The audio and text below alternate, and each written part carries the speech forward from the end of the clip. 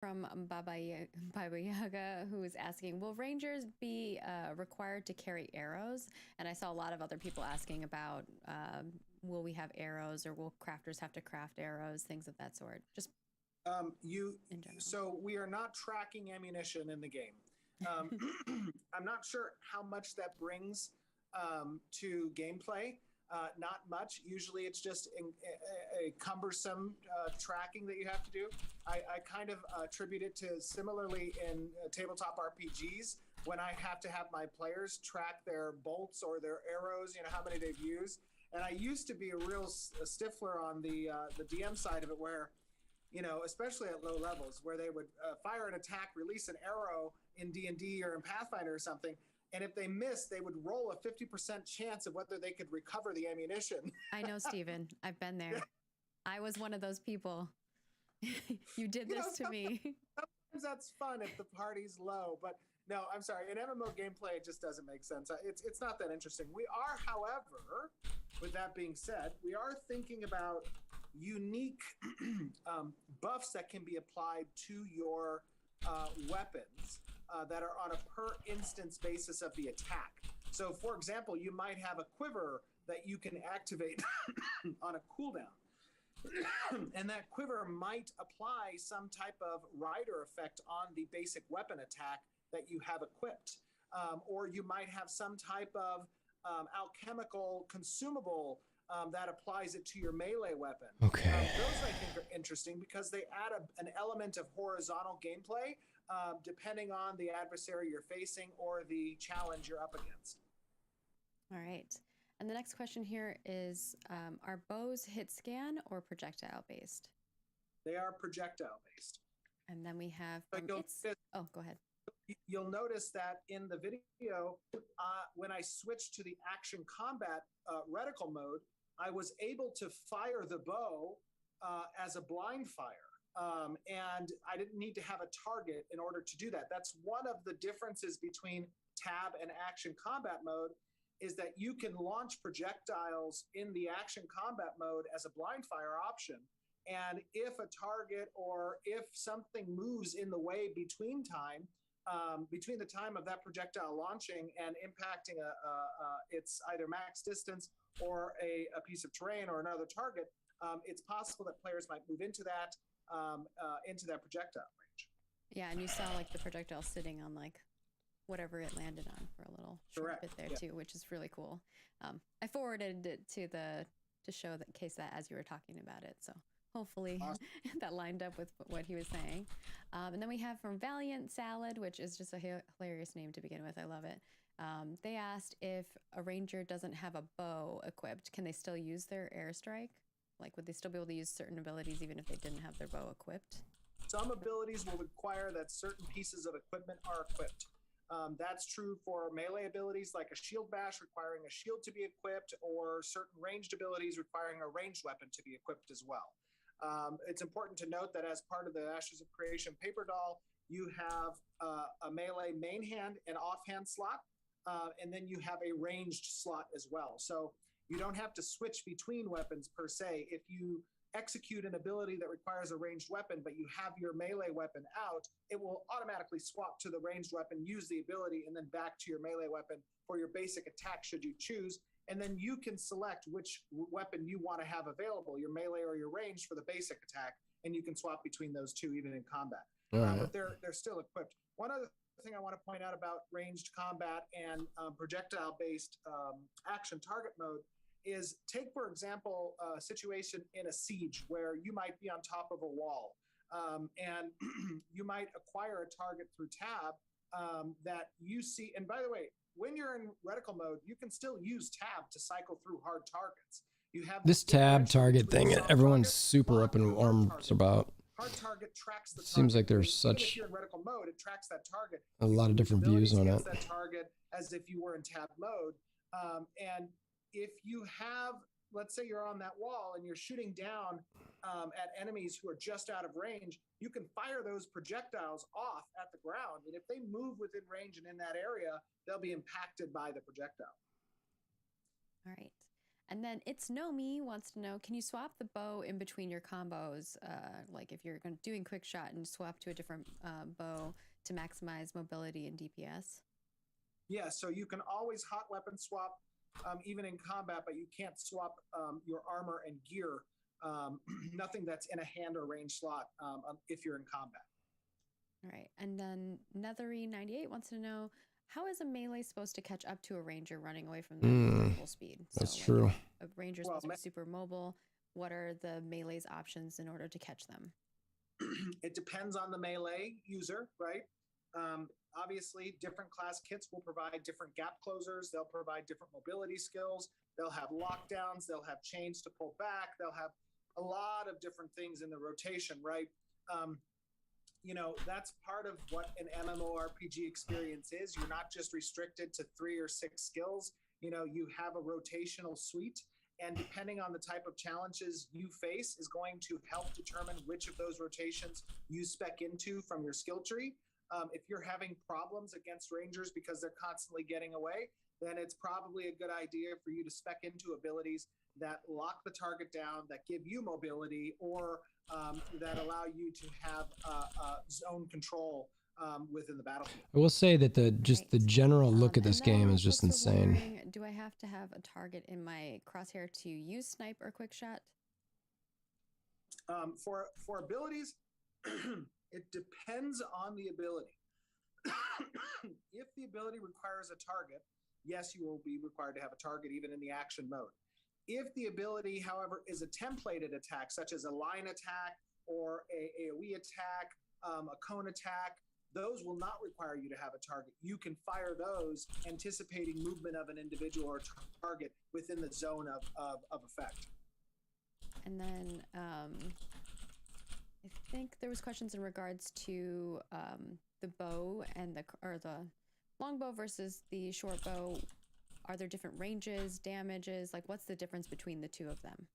Yeah, I mean, the cool thing about our approach for weapons within Ashes of Creation is that weapons they're not just stat sticks, right? They have different feels, as was demonstrated both in the melee examples with the greatsword and the daggers, as well as now with the longbow and the shortbow. These changes can be pacing, they can be speed, they can be critical rates, they can be critical damage, they can be base damage values, they can be separate effects, like the longbow has a charge up on its basic attack, whereas the shortbow doesn't. There's more root motion in the greatsword than there is necessarily in the daggers. You know, the idea is because each weapon type has an associated weapon tree for progression, we almost want each of these weapon groups to feel distinct in the way they play. And because of that, it touches a lot of different aspects of the combat for them. And I think the last one is I see a lot of conversation in regards to this is and I know you talked about it a little earlier about what the benefits are for tab versus Sure. action. I feel like a lot of people feel like tab is just easier, so why would I use, action? So I don't know if you want to kind of go into a little bit more detail about the benefits of one over the other. So we talked a little bit about the ability to blind fire, not requiring a target in order to shoot, right? That's one of the benefits. And the difference is, the focus. What you mean by that too is that you can shoot without having to have a target in regard for action combat, but that doesn't mean it's going to beacon honing, go find the target. So keep that in mind, folks. Right. So that that is a component. The other thing is, a lot of it can be play style as well. Different players prefer different modes of combat. And for a lot of action players, having that reticle, having the camera tied to the movement of the cursor or the movement of the mouse, that is an element that they want to incorporate. If you were to ask me, do we lean more towards tab or more towards action? In the past, I've always said we lean more towards tab targeting, but that doesn't mean there is not a play style of action that provides the user some benefits to it. Now, there are some downsides to it as well. And those downsides might be that if you're in a massive brawl, the ability to pick and choose targets that are far in the back line, that might be more advantageous towards tab target users because they're able to click Work never time ends. to acquire a target for a cursor versus acquiring a target for a reticle is much faster and less cumbersome because it doesn't require as many actions on behalf of the user, such as finding the nameplate, clicking on it to acquire the target, then activating the ability. Whereas with a reticle option, all you need to do is orient your camera towards that target and fire off the missile or fire off the attack. That is a component as well.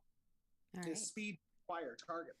I think we'd be here all day if we answered all the questions, but we do have a Come on. thread over on our forums. If you go to forums.ashesofcreation.com, we do have a basic range attack update. What's up, Half? Thread over Thank there. you. Please Yeah, I'm head on feeling over like and give us your dog poop. feedback. Steven specifically is asking for things that you liked. So from looking at this video, what are the things that you like from it?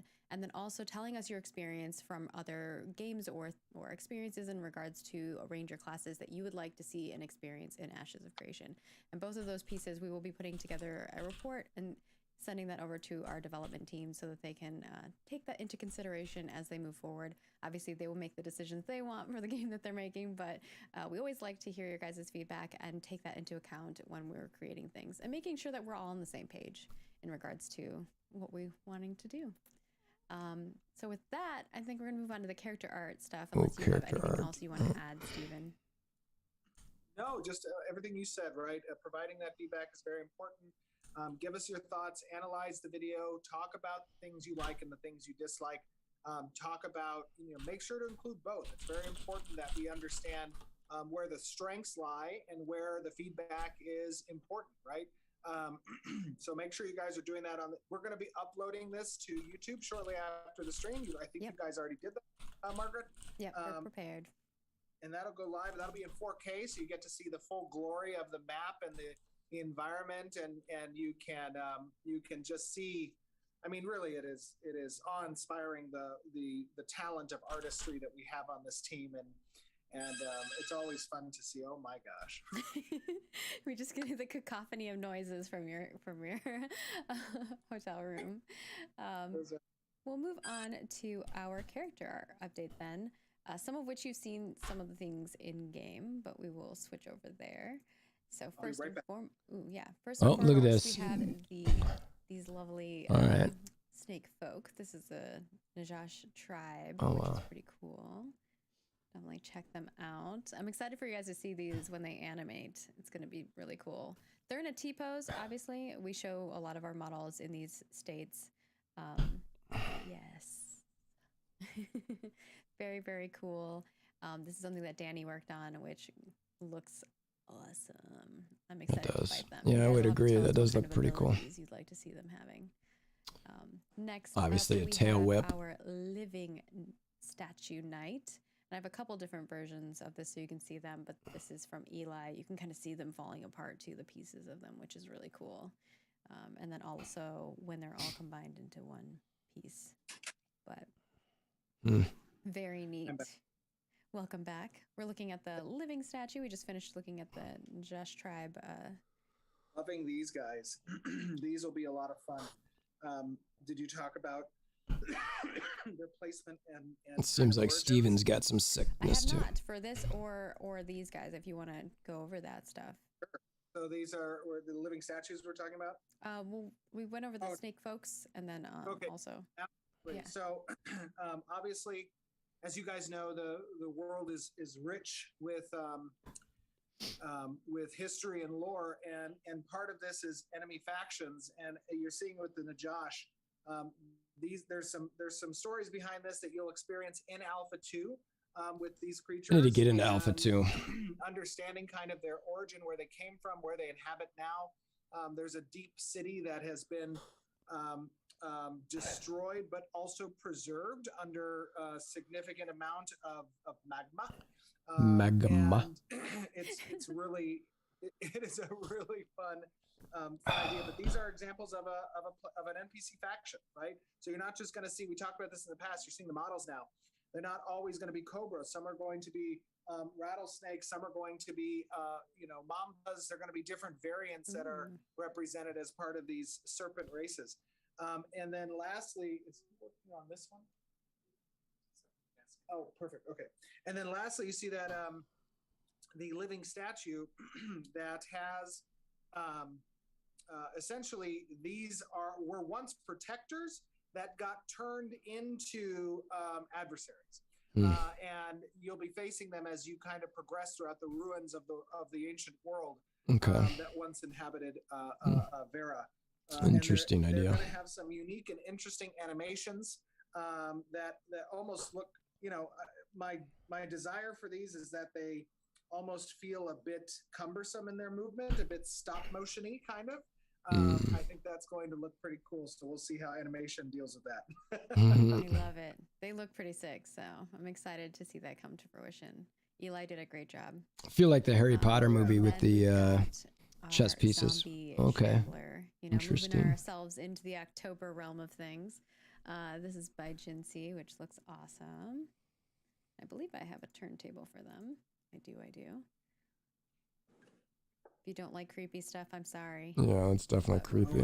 Look at their tummies.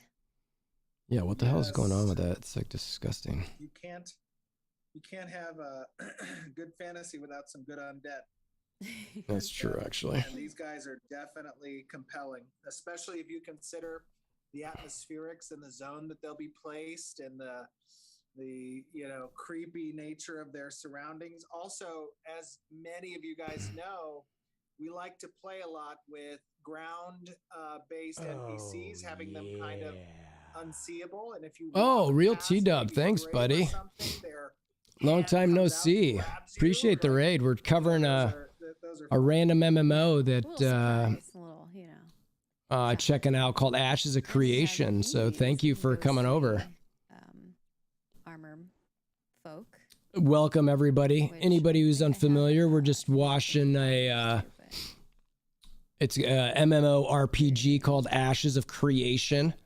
We're checking it out. It's a developer update. It's probably a ways away, but just sort of scanning what they got. These guys are pretty cool. You don't see MSF. I do have my MSF account. I have not done any Blitz predictions. Thank you, Ambassador. Appreciate that. They will have some effects that kind of pulsate, glow, and move. Yeah, this game looks super cool. T-Dub, like, I've just started, I mean, maybe not just, but I'm starting to do videos and live streams like this a little bit on it. And I'm very intrigued to watch it for the next, who knows how long. But it looks, I don't know, I'm really looking for a good MMO that just feels good to play, doesn't feel like crazy pay to win. The developers are, have a long-term plan, stuff like that. So, sorry, go ahead, Steven.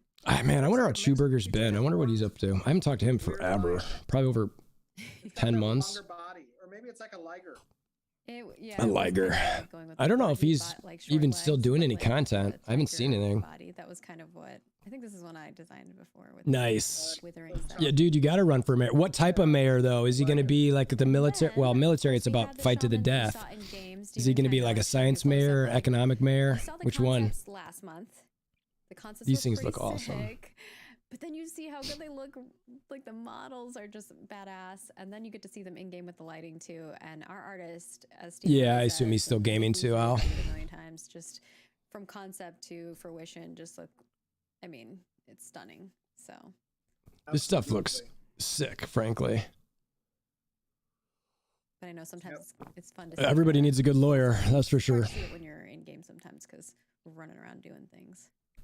Sorry, by the way, I'm sick, so I'm sort of sniffly and drinking tea. Yeah, these things. A little bit there too. I've turned myself friendly with the monsters. You switch sides. So T-Dub, you're definitely gonna play this game. And then of course this is one of the shields, and I think there's a staff as well that Chris made. Yeah, a spear, not a staff. Yep. Get your weapons right, Margaret. And then I think we have an image of. I don't have it in here. Both, Al, but it seems like they're focused mainly on PvE. But it's a general MMO RPG type game. So they'll have a ton of PvE. The interesting part of it is that they're going to have these things called nodes that the land is just barren, right? And then you go out and start doing some general quests. I don't know how it'll actually start. And then like, depending how many people do quests in an area, like a little crossroads will pop up. And then in that same spot, if you keep questing, like a village will pop, or an encampment, then a village, and then a metropolis. And like, so the area keeps growing based on how many people are questing in that area and zoning. So you develop natural cities to an extent. And as the game evolves, the quests evolve. And certainly there's going to be some open world PvP, which they're trying to figure out now, because they don't want it so that people just get griefed. So they have a very interesting combat system. I actually just recently did this video here that they're looking for input on let's put this over here and shrink this down a little bit. Hold on, let me shrink this down. For the next two. So this is kind of the direction we're going for the Kalar. Last time you got to see the Valoon. Let me update that. The new Valoon look and Rankai and some of those things. So filter. Thank you for the follow. Check out our previous I'll very much appreciate that. Let's do top. As we go forward. But 400. This is the kind of the direction for the Kalar, which is very different from the Valoon. Yes, absolutely. I mean, this is more traditional humans, right? That's present in the games we come to love and expect. And the Valoon we talked a little bit about in the past is having a more Jinn ancestry that's going to be more pronounced in their models when you guys get to see that in the future. A little bit more arcane. Yeah, then they've got caravans that can go in between places because you need to send your materials between those node bases, so to speak. The concept of it is really cool. So like MMOs, you've got a sandbox, which like essentially the players control the evolution of the game controls, and then you got theme park, which is you just follow the road in front of you. This one's supposed to be sort of a mix, so they call it a sand park. The new direction for some of these races. So I don't know if you want to talk a little bit about this, because this is a little different. That's right. Yeah, growing the civilization based on the interaction, and as that node develops, you can't develop the nodes right next to it. So once a node hits the metropolis level, which is the highest level, it can be sieged, so other people can come in and attack it. And if it gets destroyed or whatever, then the surrounding nodes can then be developed. So that can make the gameplay of the game, or the evolution of the game, different. And every server, they're all going to be different. It all depends how each server evolves. So it's kind of intriguing. The part that I'll say that it's actually intrigued me the most about this game, I think it's probably going to be a PC only game. I'd be shocked if this game was on mobile. Between all of our races. So we hope the part that intrigues me the most about it is the guy, Steven, who's up there. He's a longtime MMO player, and he just basically was super rich, did a Kickstarter to get determined interest, and he's tired of all of the gaming industry BS, basically. The gacha mechanics, the pay-to-win mechanics, stuff like that. So it's going to be a subscription model, and he's very much like, don't pay for this until you see it. And if you think you'll like it, if you don't like it, you can stop, which incentivizes the developer to make sure that the content's always good, which is cool. And then all the different moves that you're doing and the transitions between those. Yeah, they'll probably be spread out a little bit. But we appreciate you all being patient with us. And thanks, Tugel. We're really just trying to make a game that we're all going to love and play and enjoy for years to come. Absolutely, and it's been it's going to be interesting to see. Yeah, because dead servers are going to be a problem because they'll never develop. You know what I mean? So they should make sure to have a minimum number of people on a server, right? The development of in real time, and you guys can go back. That's a good point. Part of the luxury of having this transparent development process is you get to go back and look at what they were back in the day versus what they are today, and how they progressed.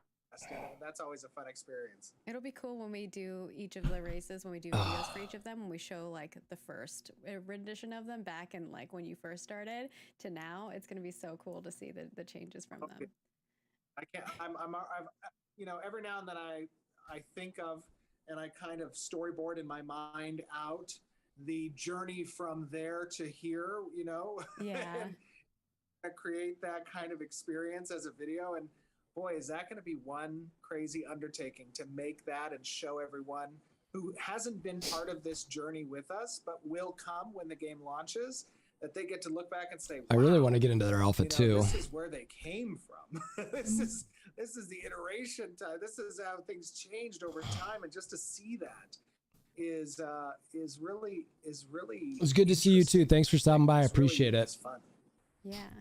And of course, we're going to talk a little bit about our studio updates. So I'll kind of hand it over to you, Steve. Yeah, let's hear what's up. A little bit about that. And then we'll get into our final Q&A from the forums. And we'll be wrapping up today's stream. So we appreciate you all bearing with us because it's a long one. Yeah, the studio update's pretty short and sweet. We're keeping our heads down right now, working towards Alpha 2. There's been a lot of great progress on the design, engineering, and art teams towards that end. A lot of we picked up some good hires this month. We are continuing to have open positions on our website, which the community team has posts updates for every now and then across our socials. Make sure to help us spread that word. And I think come the end of the year and the beginning of next year, we're going to have another significant hiring push again to bring on a lot of more talented. It's a cute picture by somebody there. Team. And I couldn't be more happy with the state of development right now for the game. Things are in the best place they've been since we started this journey. Yeah, you've been on a long journey. At the same time, it's like you blink and I'm like, I've almost been here for 4 years. It's crazy. I know. I love it. Obviously, I'm still here. So if that's a good indication. But yeah, we have our Q&A. So if you submitted forum questions, your answer might be answered. But if it doesn't get answered here, we also do answer a lot of our questions over on the forums, or we direct you to where you can get the answers from. My team is amazing. Ryan, Cody do a fantastic job. Cody goes through every single question that you submit. This is what they showed earlier. This stuff right over here. So is the Ranger give him some love if you have view. I might do a video on like summarizing all this sort of thing. So but first up, we have Jezber from talking about weapon animations, and the question is, how will animations work while dual wielding weapons of a different type? For example, an axe and a dagger, or B, different weapon speeds? Yeah, so dual weapons will have their own animation sets. And most of those will be based, there'll be a limited selection of which weapons can be dual weapons, right? Players will make that selection. They'll create those dual weapons as bespoke single items that when equipped will occupy both the main and offhand. And then how we handle attack speeds is we author animations at a particular speed, and then we adjust that with a modifier based on whatever is influencing that either increase or slow down in speed. All right. And then our next question is from Leoloni from the forums as well, and wanting to know about Summoner and Archetypes. So Summoner has been said to fill in the gaps in a party's role composition. What exactly does that mean in practice? Are they capable of speccing to be pure DPS, pure heals, or pure tank? Or instead, are they supposed to be doing all three at a lesser level as needed? It depends on the summon that they bring out. They will have a variety. Steven sounds sick.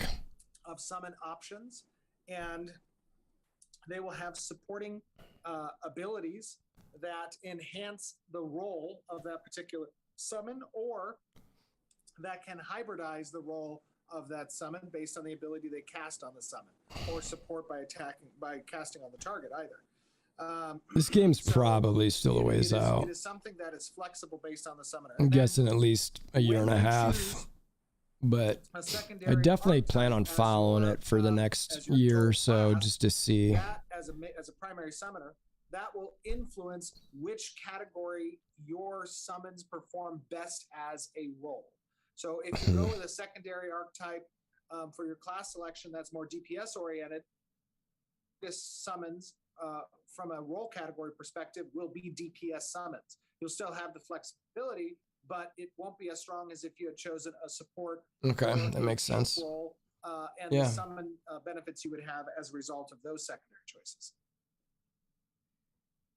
All right, and then she keeps Cargos playing would like to know the about ships. video In ships, the Weather huh? Showcase stream, which if you haven't watched, you should go watch it. Yeah, our another weather interesting system aspect so of far this amazing, is and their it's even weather crazier will now, the stuff change that they're doing. Like, please go watch it. over the course of time.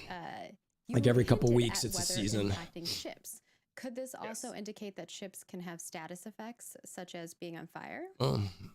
Yeah, ships absolutely can have status effects. A majority of the time, those status effects will be conferred based on weapon types that are being used against the ship or encounters that the ships are facing. Those can be weather-based or they can be NPC-based. Interesting. And then in addition, weather can absolutely affect wind patterns at sea as well. What? Wind patterns provide the ship's sails or the ship's movement speed certain advantages in certain directions. So that kind of keeps the playing field dynamic, right? You're not going to be in a certain area of the sea and always expect that when I turn, horizontally in the world, I'm going to move faster because based on the weather pattern and the wind that's present. This game is going to be insanely complex. Like, that. And then Zooks wants to know about caravans. That is bonkers. What is the reason for requiring the destruction of a caravan by the attackers, as opposed to the attackers gaining possession of the caravan? So it needs to be, to answer that question, it needs to be a bit of an even playing field. I've experienced games where you can take control of that particular vehicle, and while you can with ships, with caravans, we really want to emphasize this idea of not necessarily stealing the vehicle, but being forced to achieve victory through destruction. And when you do, you then have the logistical issue of how you're going to transport those goods on your own, rather than servicing the transport of that by just hijacking the opponents. There's also some gamification that can occur if you can just steal those things and take that caravan to a certain location. We need these to become stolen goods, so to speak, for a certain system. And as a result of that, you need to be able to loot the container and not necessarily turn it in. We also don't have a means by which players would turn in another player's caravan at a caravansary as a pit stop or as a final destination, because that would be a stolen caravan also. So we want to provide some level playing field for the caravan instance. I mean, who are transiting around the world, a requirement on the attacker's end to actually succeed at destroying it rather than ninja caravan per se. Yeah, that's again not to say that that's not possible with ships. I didn't play Divinity. Vehicle type and have different rule sets as a result. Right. Or Baldur's Gate. Well, I didn't play that. Caravans, you wake up and you choose violence. No, you escort the caravan and be a friend. You can be a free trade and commerce across the world. You don't have to kill people. But if you want the loot, no. Yeah, it's all about loot. Next up, we have Superheroes 6785, who wants to know about shipbuilding. Will we be able to furnish our ships similar to housing? Will you be able to furnish your ships similar to housing? Yeah, there are like a quarter. Yeah, there are absolutely attachments that can apply to the ship, and some some are decorative in nature. Okay, there are also probably like ship skins or something. Have utility aspects to them as well, but are also decorative. All right, interesting. I'm excited about that. Because I think there's going to be a follow-up question to that. Would be basically, would you have like a captain's quarter and you can put like chairs and stuff in there, or is this more of like a figurehead that you can swap out and like weaponry that you can swap out the look? Figurehead, right? Yeah. We are trying to stay away from internal compartments within the ships because that presents a whole different type of user interface and flow that can be a bit cumbersome and problematic. Especially that move right there was so dope. I wish there was a zoom in on that. I want to see that again. We're trying to stay away from that underdeck aspect and keep things all on deck for better readability on the player side. Okay, I just wanted to clarify. Hopefully that helps you guys out on the community side. And then we have OZ Jack, who wants to know about character progression. Is there going to be any form of dual specialization, allowing us to switch between two setups of skills, talents, augments, etc.? 2 setups of skills and. Yeah, let's say I'm Well, a ranger and I want to be more different spec towards builds. one thing, and then later I decide I want to be spec a different way. Save the comp. Yeah. That is a convenience component, right? We're giving you the ability to respec, so why not also give you the ability to save specs? Yeah. So that when you do respec, you're not having to go through the monotony of finding the skills that you're trying to spec into. Yeah, that's going to be a convenience option that will be available to players. Awesome. Now, will this be something that is easily done? Because I know in the past we've said, like, we don't want you to be able to just change on the fly immediately. No, you'll need to be in town for the respec, right? Okay. And we're talking about secondary. Excuse me. We're talking about secondary, but also your primary abilities that you respec into. Those will need to be in town as well. So okay. Either way, you won't be able to do it on the fly. You're not going to be out in the open and at a raid and I need to be this spec now and be able to change. It's going to be that makes sense. That you strategically have chosen due to what you know is ahead of you out in adventuring, and you're respecing for that reason. But when you do, you'll have safe specs that you can spec into when you're at that NPC. Okay, I just wanted to clarify because it was a little different than what we said in the past. All right, and then Drunk Ninja wants to know about coastal nodes. Will nodes located on islands be easily accessible at the start of the game, or will it be races like players running for players to gain access to ships to explore potential island node locations? Well, you are able to swim, so you don't necessarily need it. No running underwater. You'll swim. No, you can actually swim. To answer that question, it's the same with all nodes, right? There are nodes that are going to be located at great distances from the starting locations. Some of those distances will be separated by water.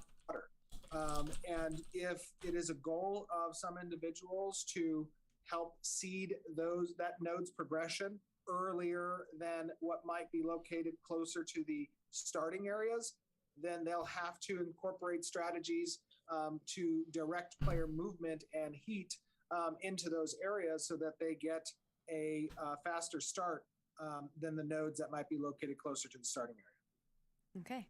And then Anarchs wants to know about stealth mechanics.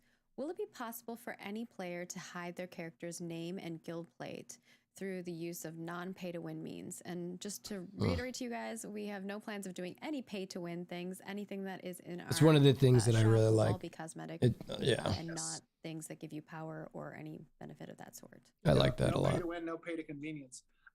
Yeah, so to answer that question, there are some ideas that we have about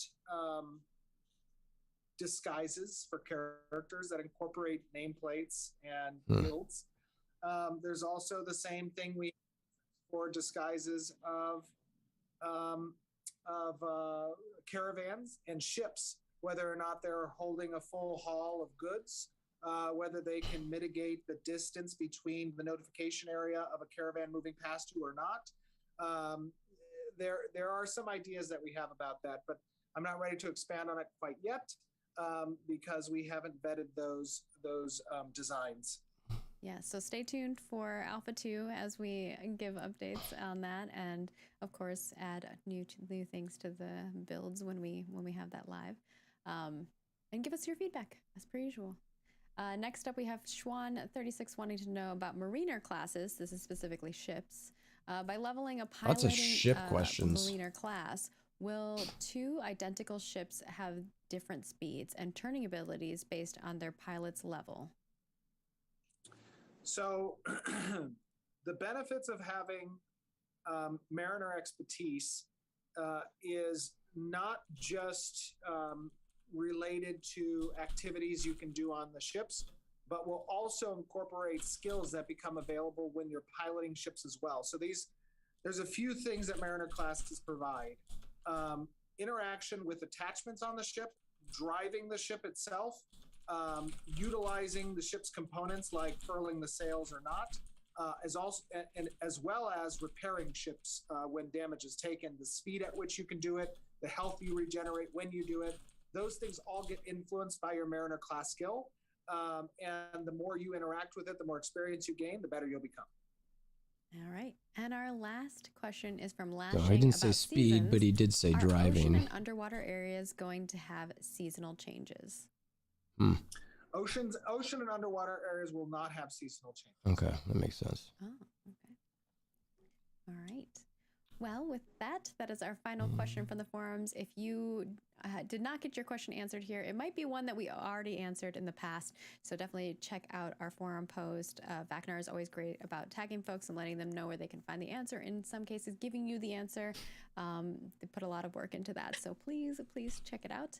And of course, you know, as reminders of things that we have going on, we do have quite a few things that we'd like your feedback on. So if you go to forums.ashesofcreation.com, you can check it out and give us all your feedback. We have basic range attack feedback that we're looking for. We have gathering and PvP feedback. We have a follow-up question. We have quite a few follow-up questions in regards to the event system. So if you have not gone over and posted in those threads, please do, because we will be compiling those shortly. So we'd love to get your feedback as quickly as possible.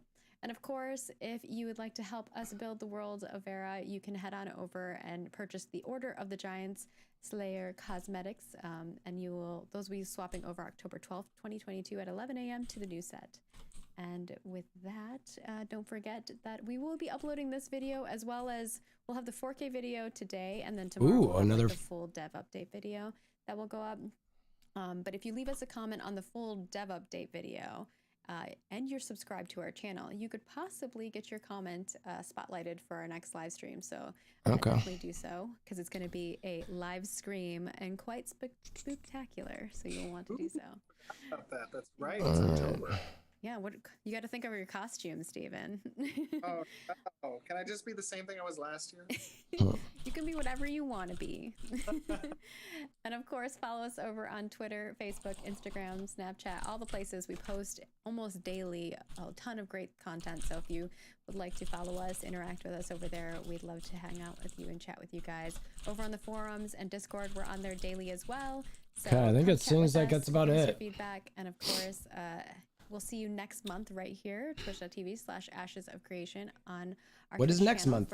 What is it going to be?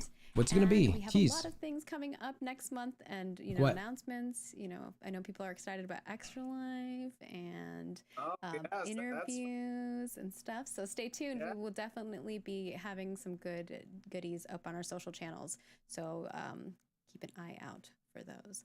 And with that, and once again, I wanted to say one last time, I apologize for the delay. Did not expect to be in Vegas for today's stream, but I'm glad that the iPad camera worked. It did. You're a little. We only see you in a smaller, slim box, but. I'm sorry, but I appreciate you guys. Steven's partying apparently. And remember, feedback is so important. Please, after the stream is finished, look out on YouTube. We'll host that 4K version of the video that you guys saw today. Leave your comments there. And I want to see that for sure. Feedback. Remember what you saw that was positive and what you saw that you'd like to see differently. Those are two very good points of feedback. All right. Thank you all for joining us. We super duper appreciate it. Well, that was interesting. Chatters, so I'll have to watch the first part of that again, probably do a quick update video. And anybody who's came over from T-Dub's stream, appreciate you for hanging around. I'm sure someone's going to We'll definitely keep doing some content on this game over the course of the next couple of years. And if you want to follow anything with the channel, check out the Discord. Come by. Do other things. I think, does it work on this app? I don't know if it works or not. Yep, there you go. Come by the Discord. You can hang out. So I'm going to wrap it up because I am sick as well. I just wanted to live stream that. So thank you all for hanging out. And I will see you very soon. Definitely come over to the Discord like I mentioned.